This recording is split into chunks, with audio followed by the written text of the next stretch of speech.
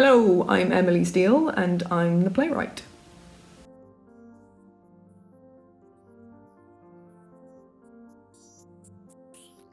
Sometimes I might start writing a play because I just have an idea and I sit down and write it. And then I have to sell that script to a theatre company so that they will put it on. Sometimes I pitch an idea to a theatre company and they like it and we knock it back and forth a little bit and they commission me to write that play.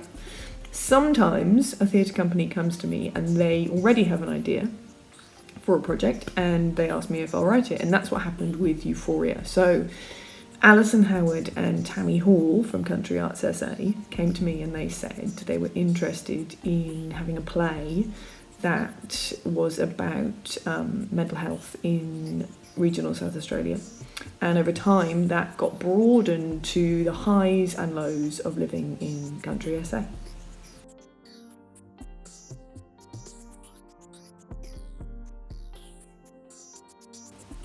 Look, I went into this with no vision for the play. I knew that it was going to be quite heavily researched. So we were going to go out and visit a number of country towns in regional SA. And it would be stupid of me to have an idea of what it was I was going to write about before I even got there. So I had no vision. I was just open to finding out about what these towns were like and how people saw the towns they lived in and themselves. And that's really where it began, with just listening to what people had to say.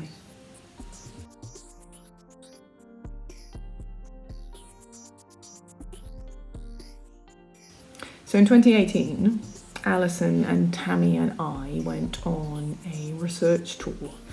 And we went to Berry and Lameroo and Streaky Bay and Ceduna and Whyalla and Mount Gambier and Bordertown.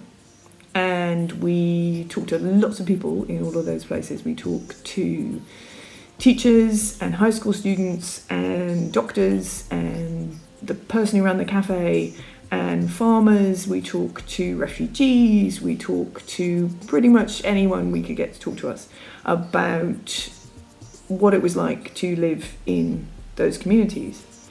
We also went into acute mental health wards in Whyalla and Berry and Mount Gambier, and we had a chat to clients and a psychiatrist and a clinical psychologist and the nurses and peer support workers, just about what was great about living in country towns and what was hard.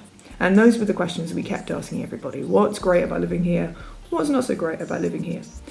And the answers we got in pretty much every place were very, very similar. And the answers were, well, the best thing about living here is that everybody knows each other, so if you need help, there's always someone around. And the worst thing about living here is that everybody knows each other, so it's really hard to have any privacy. And so if you're in a situation where things aren't going so well for you and you're struggling, on the one hand, there can be people there to support you, and on the other hand, well, if you don't want everyone to know your business, it can be hard to even ask for help. And that, in a nutshell, is where the characters of Meg and Ethan came from. All the characters in Euphoria are made up. Not one of them is based on a real person. There are quite possibly details from different people that have all been pulled in to these particular characters. There are details from my own life that have been put into these characters, but I was really careful and deliberate about not basing them on anyone that I met. When I was talking with people in different communities about what they thought of their town, I didn't record any conversations, I didn't take notes while they were talking, I just, afterwards I went away and I made notes on the things I remembered and the things that had made an impression on me. But it's really unlikely that I actually captured anyone's actual words.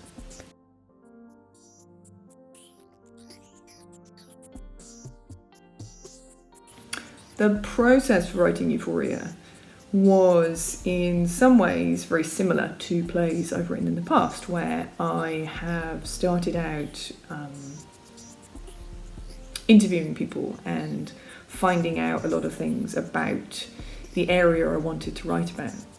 The difference with Euphoria is the sheer amount of research that was done and the sheer amount of information that I had and different perspectives on these towns.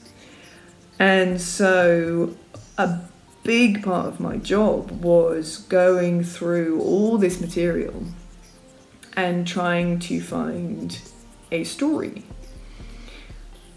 And with any play, there's always a redrafting process. So the first version of the play, the first draft, is never the final play. So I wrote the first draft of the play back in 2018, and it was terrible. I think the only things that are in the final draft of this play that were in the first draft are the characters of Meg and Ethan.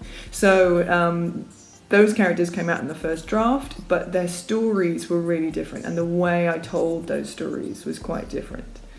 I got some feedback from Alison and Tammy at Country Arts SA, and I went on to a second draft, and a big shift in the second draft was that the play shifted from being mostly dialogue, where two or more characters talk to each other, to monologue, where one character is talking most of the time. And the reason for that was that this was intended to be a touring piece that would only have two actors. After the second draft, the director, Nisha Jelk, came on board, and we had our first creative development, where we went into a room with some actors. I was James Smith, Rory Walker and Eliza Lovell, and we spent a week reading over the different drafts of the script and asking lots and lots of questions.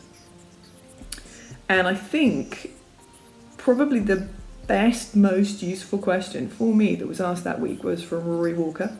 And he said, if this play wasn't about mental health, what would it be about? And that was great, because it opened up the whole thing, and it meant that we were then asking questions about what is community? What responsibility do we have to each other? And it completely changed the way I'd been plotting it.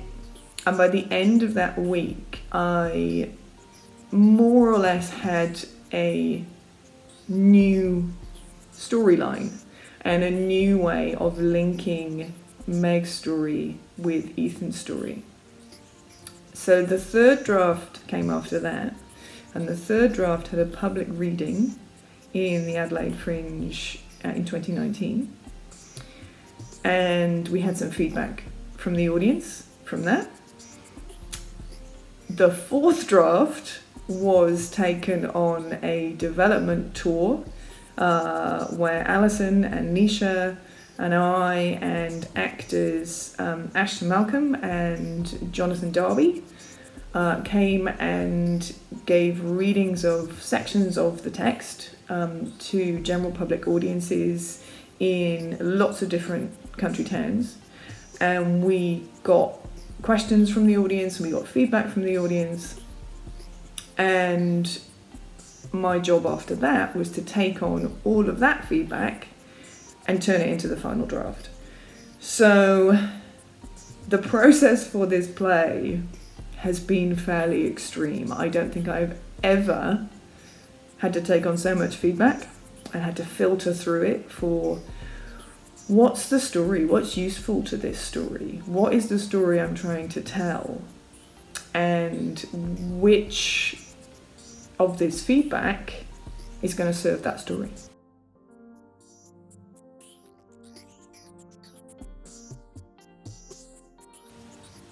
Go and see all the theatre you can. See what happens when people put shows on stage. If you can't see a play, then get hold of the script. You can look on the Australian Plays website, you can order the script online, read as much as you can, and write. Just write.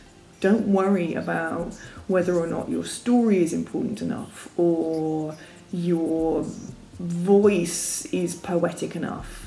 What you have to say is important enough, and the language that you write in, the language that you speak in, that your friends speak in, that the people around you speak in, it is good enough to be put on stage. And actually it's really interesting. And the more different stories we have and the more different depictions of life, the richer the theatre landscape gets.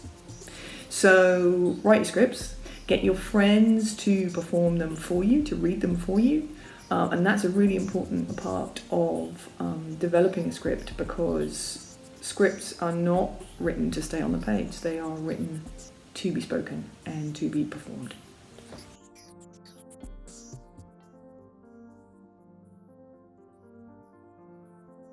One awesome thing about being a playwright is that I get to make things up and then other people make them real. I get to invent people and give them words to say, and then wonderful actors will stand up and say those words in front of an audience, and that's pretty cool.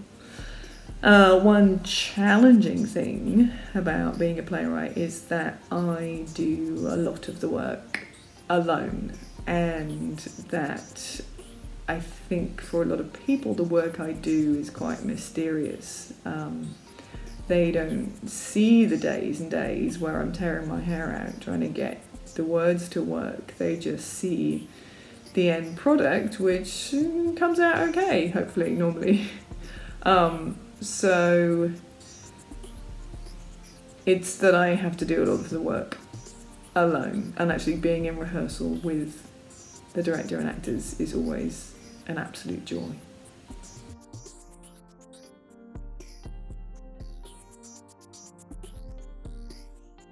I think that if you want to be a professional writer, talent is only going to get you so far. I think that you can learn to be a really good writer. I think you can work at it and you can develop whatever talent you have. But the more important thing is that you are persistent. You have to keep doing it. You have to be stubborn and you have to not give up. I'm pretty certain that when I was younger and I was in playwriting workshops with other young playwrights, I am pretty certain that I was not the most talented person in the room. But I am one of the few people from those groups who is now working as a professional playwright. And I think some of it is luck, and some of it is sheer bloody mindedness. So if you want to write a play, you write a play, and maybe people like it and maybe they don't, and it doesn't matter, just write another one.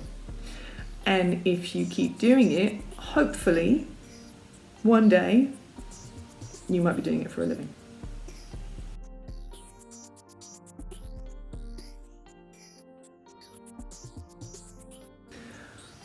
Becoming a playwright was not a straightforward career path.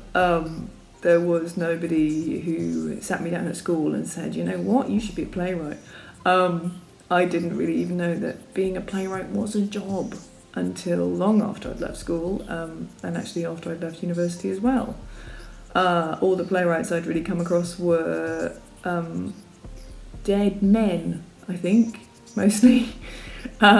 So I went to university and I studied English language and literature, and then after that I thought I would go and train as an actor, and I did that, and I was an actor for a few years, and I was a young broke out of work actor, and I wanted to put on some plays with my friends, and we didn't want to have to pay for them because none of us had any money. So I thought, well, I will try and write a play because it can't be that hard. And so I wrote my first short scripts, and we put them on in a tiny little festival, and they didn't go that badly.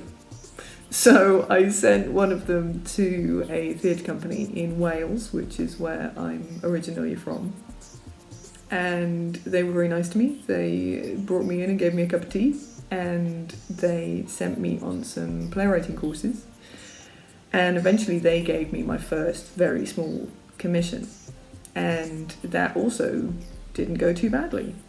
And so I got my next commission, and that's how it began.